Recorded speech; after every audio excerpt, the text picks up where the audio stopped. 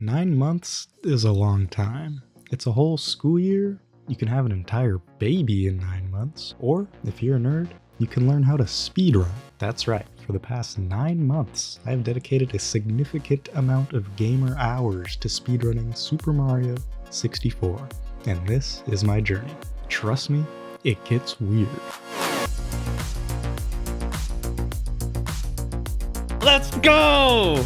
Poopy Davidson fucking sucks! That's 3. There it is. That's all, folks. Poopy Davidson. Who the fuck is Poopy Davidson, dude? I've always kind of been interested in speedrunning. Whether it be a GDQ event or a summoning solve video, the idea of beating a game as fast as possible, fully optimizing it with cool tricks and glitches, was appealing. I can't exactly pinpoint why I chose to run Super Mario 64, but it did start loosely around Simply's most recent SGDQ 120 run. I had only seen a couple of 16-star runs at that point, and only really wanted to try BLJing. So I watched Drogy's 16-star tutorial and followed along on my Wii U Virtual Console copy. And let me tell you, I didn't realize it at the time, but Jesus Christ, the input lag on the Wii U VC version of this game is rough. Having played the game as a literal child, meaning I basically fell off the penguin slide a bunch of times, I was familiar enough with the movement. I couldn't execute much of it very well, but I did understand how it worked. You got long jumps, jump dives, triple jumps, wall kicks, slide kicks, backflips, rollouts, and this. All of which I could not fully execute. Anyways, I didn't time this first run, and I used a bunch of save states, but I think it took around 45 minutes or so. Not great by any means, but I had a lot of fun doing it. Just being able to say that I beat the game with 16 stars was pretty exciting. Doing tricks like cannonless and clipping through walls was exactly the kind of thing that attracted me to speedrunning. And let me tell you, your first ever BLJ that works is exciting. I was definitely inspired to at least fully time out one run. Upon looking into all the resources that the Mario 64 community has, I realized I should probably switch over to emulator instead of the Virtual Console, mainly to avoid the input lag and the fact that the emulator had access to the holy grail of practicing, the Usamune practice ROM. This thing is great for learning the game. It lets you load whatever level you need to practice, gives you a timer for the star you're practicing, lets you reset instantly, and allows for easy save states. It gets you confident in doing stuff like this, which looks absolutely elite. So, after some practice, I finally decided to do my first ever timed run. Now, unfortunately, I don't have any footage of this run, but I did keep track of all my PBs in my phone's notes. Apparently, I got Lakitu skip, died twice in SSL, and passed MIPS through the 30-star door. Which is pretty hilarious because this door is supposed to be the easy one to clip through. All of this, my first time run, came out to be 31 minutes and 45 seconds, which I think is really good for a first time run. But what's most interesting to me looking back on it is my notes. I was worried about things like Lakitu skip and bomb clip, 2 tricks that aren't really necessary for getting a good time, and I can guarantee there were plenty of other things I could have been focusing on. But I still had a blast, and I was close enough to the 30-minute mark I knew I could just push for the sub 30. And 6 days later, I got it. My second PB was a 29:56. The adrenaline rush of PBing, especially breaking a big minute barrier, is absolutely unmatched. The feeling of nervousness as you get close to the end on pace, and then the release of seeing the new time is an amazing feeling.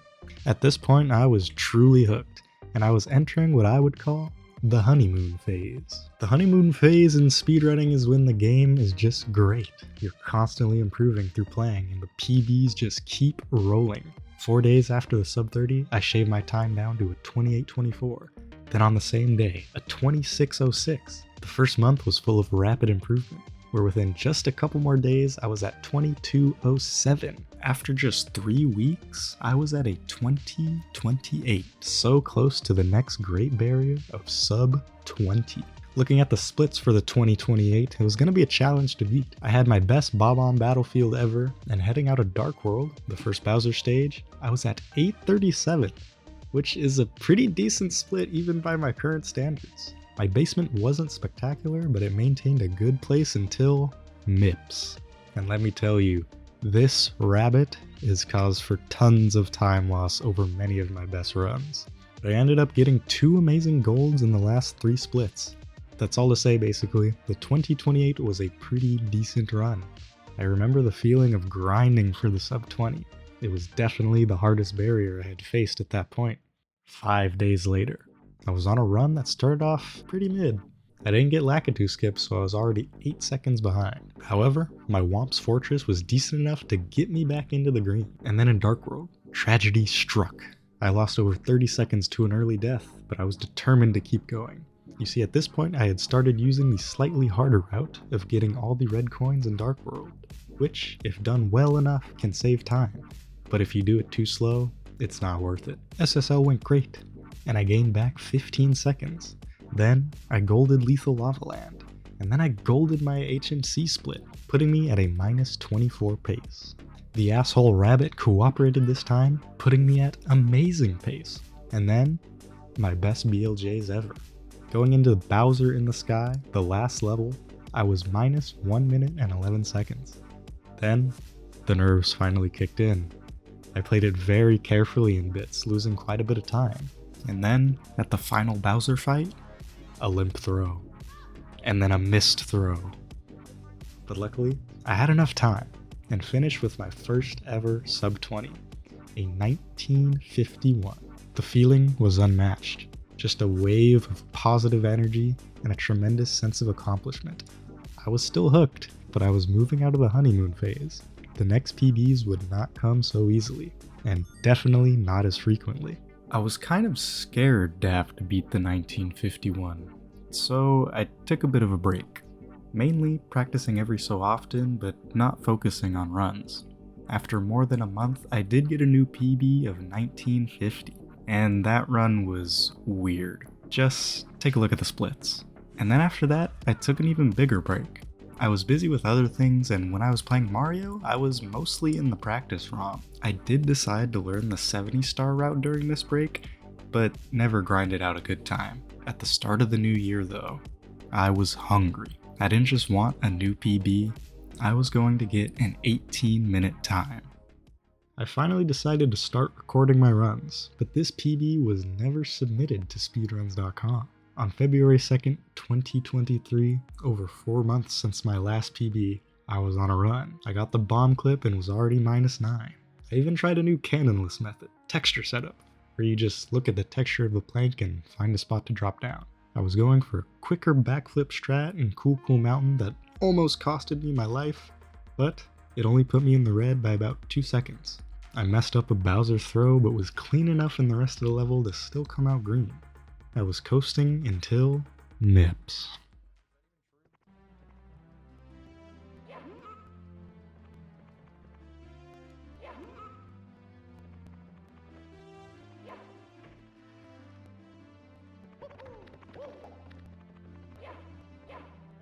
It took me a minute to do the MIPS clip and enter DDD, but somehow my last run was worse.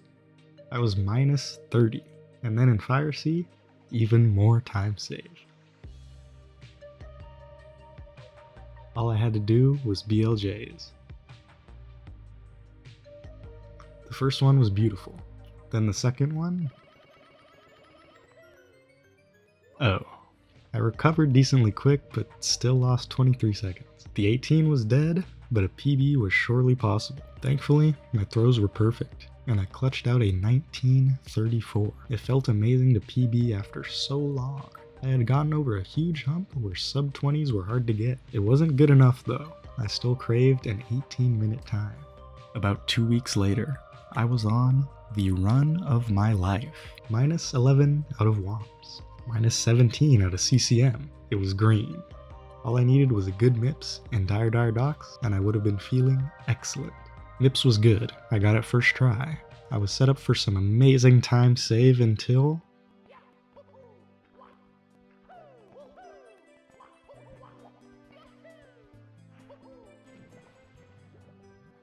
I sat there, probably screamed or something, sat in despair about how long it would take to get another run like that going, then started up runs again. However, I was wrong about how long it would take, because the next one was even better.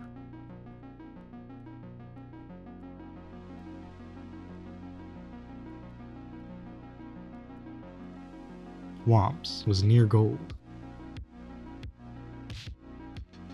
The backflip was clean, and despite a few minor mistakes, Dark World was gold. This was easily my best pace reaching the basement I had ever gotten, and it kept coming. Sub 10 minute SSL. I tried out a new strat in HMC. And boom, gold. It was all up to MIPS. I missed the first grab, had to do a backup. Didn't get through the door on the first try, but was definitely ahead of my last run's MIPS clip. Not only was I looking at an 18, it could have been a low 18. And then, another disaster on the submarine. I kept calm though. There was still plenty of time. I played it safe in Fire Sea, losing about 2 seconds. It all came down to BLJs.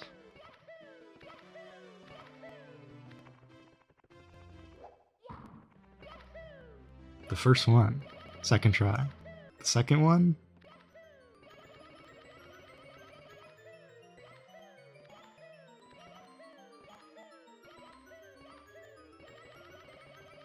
pretty rough. Still, I gained time. But the 18 was slipping away from me. I had gone from comfortable to a nervous wreck. I had to match my gold in Bowser 3 for an 1858, meaning I really only had 1 second to spare.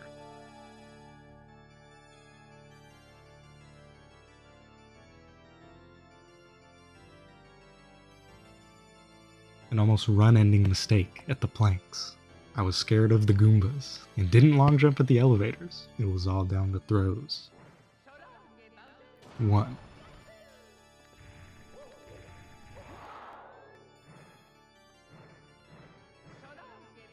2.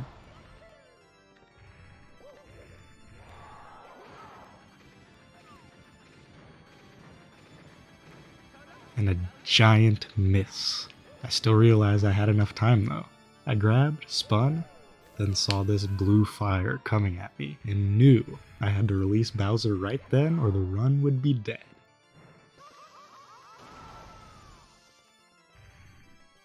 Did I match my gold?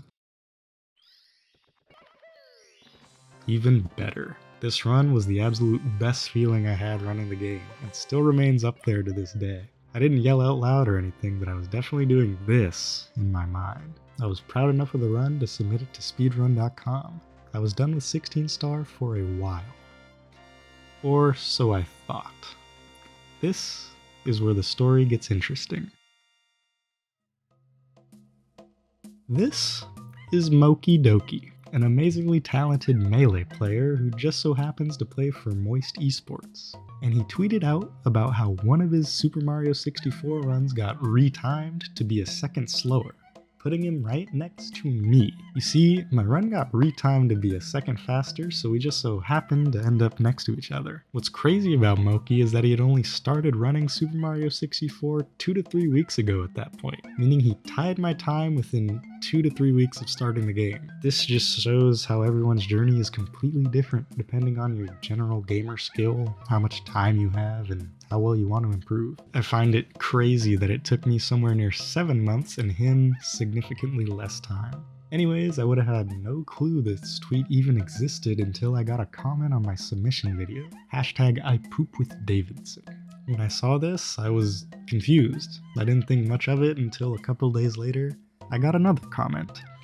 How do you feel about Moki finally beating your PB? It was then I put my researcher hat on and found Moki Doki. And he was streaming, and the title was New PB, Poopy Davidson didn't stand a chance. I was beyond disbelief and had to step in. Is that the real Poopy Davidson? Holy shit. Oh my god.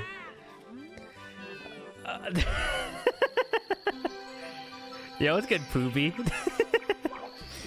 This is why, yes. Because they retimed my fucking time.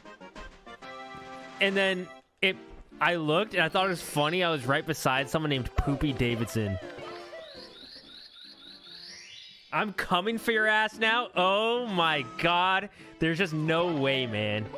I just hit a fat PB today. Oh my god.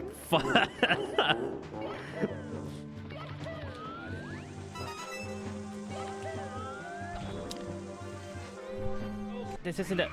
You're telling me this guy's an 18... Oh, dude. I am not gonna take that. Oh my god. And thus, the greatest speedrunning rivalry of all time was born. Just when I thought I was done, I got pulled right back into 16 star to go for the legendary Moki Bop, and it was wild. Going into the next PB, I knew where all the time save would be. Nips and dire docks. Just as it had always been. So I grinded catching that damn rabbit and shoving his face into the door for hours just to make sure I would never lose a run to his dumb, stupid face. On March 1st, I started a run, and it was pretty red in the basement, mostly due to a rough dark world. I was plus 13 coming out of HMC, and even being that red, I knew a great run was still on the table. A beautiful first clip and a 44-second DDD entrance.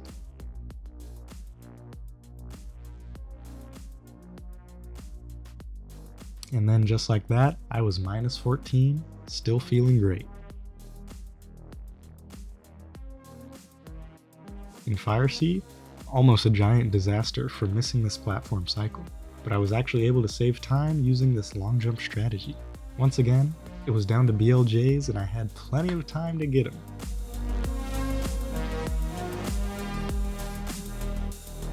They were damn near perfect. I only had 5 seconds to lose in bits to beat Moki.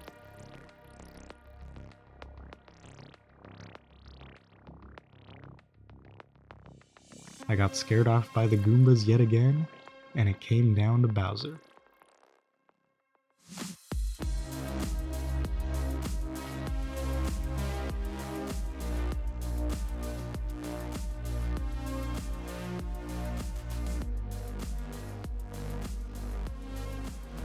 That's 3. There it is. That's all, folks.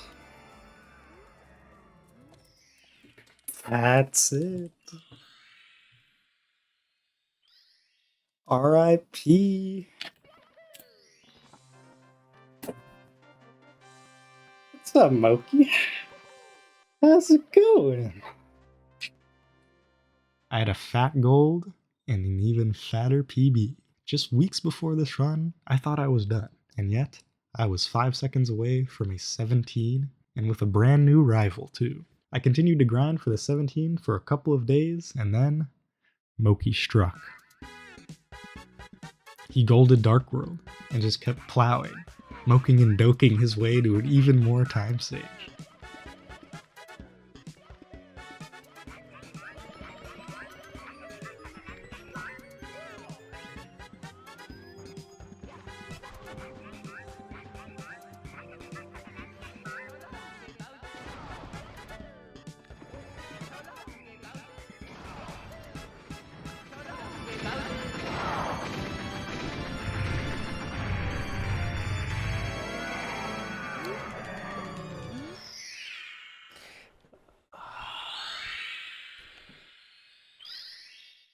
It does not sub it, is it? No. Yes, man! Fuck yeah, baby! Oh! Fuck yes! A 17. By the skin of his teeth, he pulled it off. So not only would I need to beat Moki again, I had to get a sub 18 to do it. On March 13th, I started a run. The pace wasn't necessarily amazing. There were some mistakes here and there, but nothing major. It's probably the most consistent I've ever played though, and is the culmination of my 9 months learning this game. I'll let it speak for itself.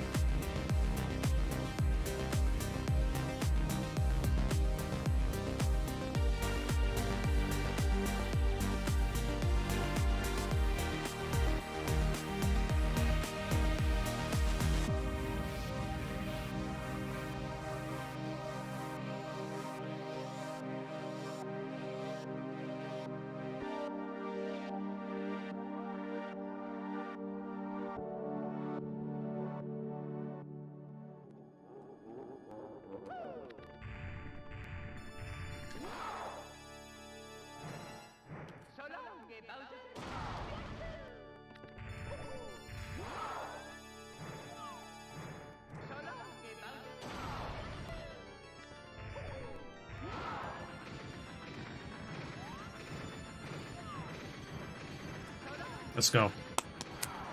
Let's go. Let's go. That's it, right? That has to be it. That's gotta be it. That's it. Right? Give me the time. Give me the time. Give me the time. Give me the time. Give me the time.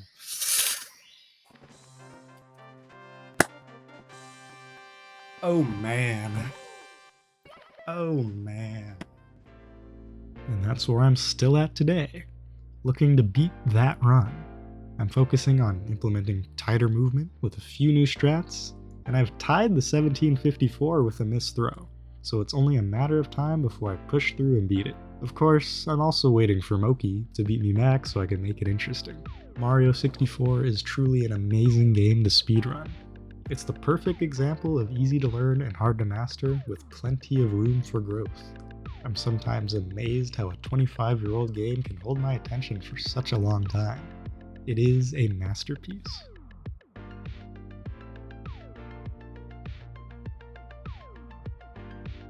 I'd like to give a shout out to Moki and his amazing community for welcoming me with open arms. It's because of them I even have a story to tell, and it's part of the reason why I stream now. Come stop by sometime. And I'm hoping to perhaps start more journeys for other speedruns, so subscribe or follow on Twitch to stay up to date on that. And of course you don't want to miss the potential race between me and Moki.